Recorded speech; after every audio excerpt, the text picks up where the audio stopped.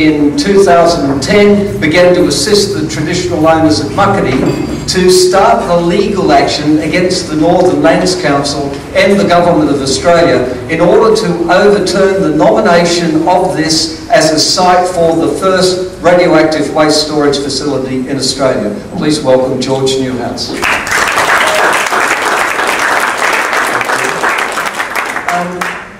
I'm very honoured to be representing the people of Muckaty Station, and Diane, who you've heard earlier, is really a driving force behind the legal push to overturn the nomination. Without her, I don't think we would have had former Federal Court Judge Ron Merkel, Julian Burnside, and a fantastic legal team assisting the people at Muckaty Station to reassert their rights. And when you look at the legal case, I've been invited to come and talk to you a little bit about the law. It's not really a case that involves nuclear issues. It's about dispossession. It's about a bad system that's allowing the Northern Land Council to effectively steal land from one family, from several family groups, and distribute it to another, and allow that one particular family group on that land to make decisions about the nuclear waste dump at the expense of all the others.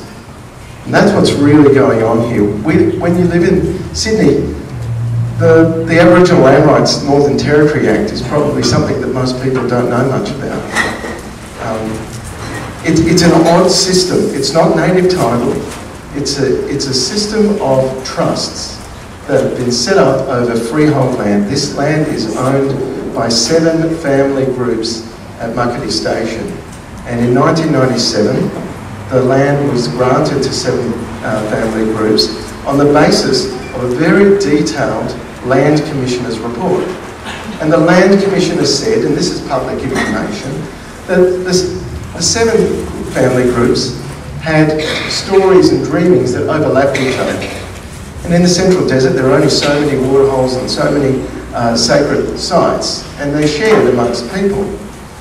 But we find that many years later, the Northern Land Council has come up with a totally different story that dispossesses 6 or 7 family groups from their own land.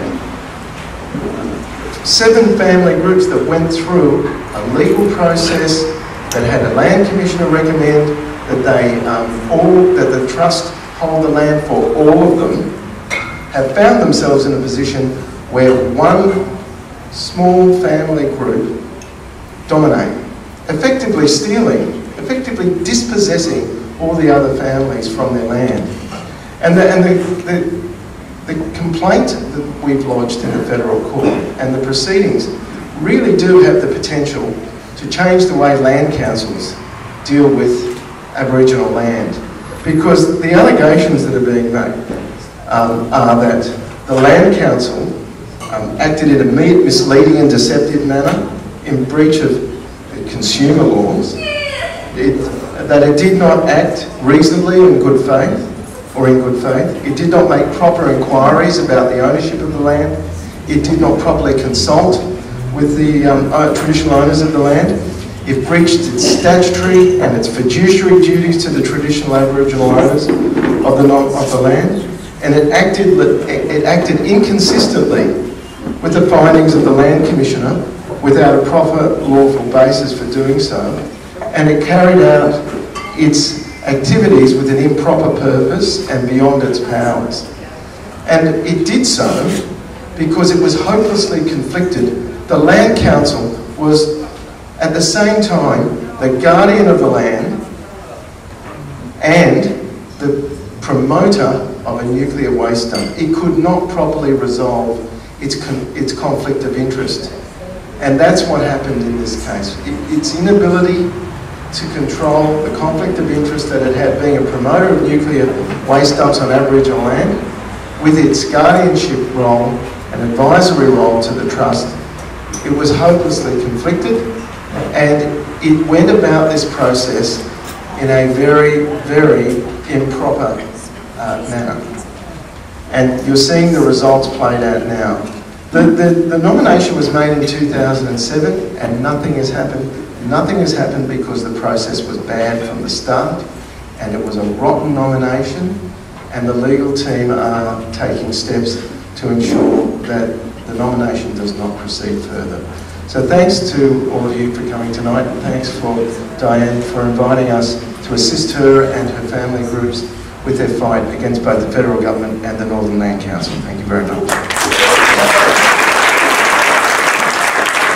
Thank you, George Newhouse.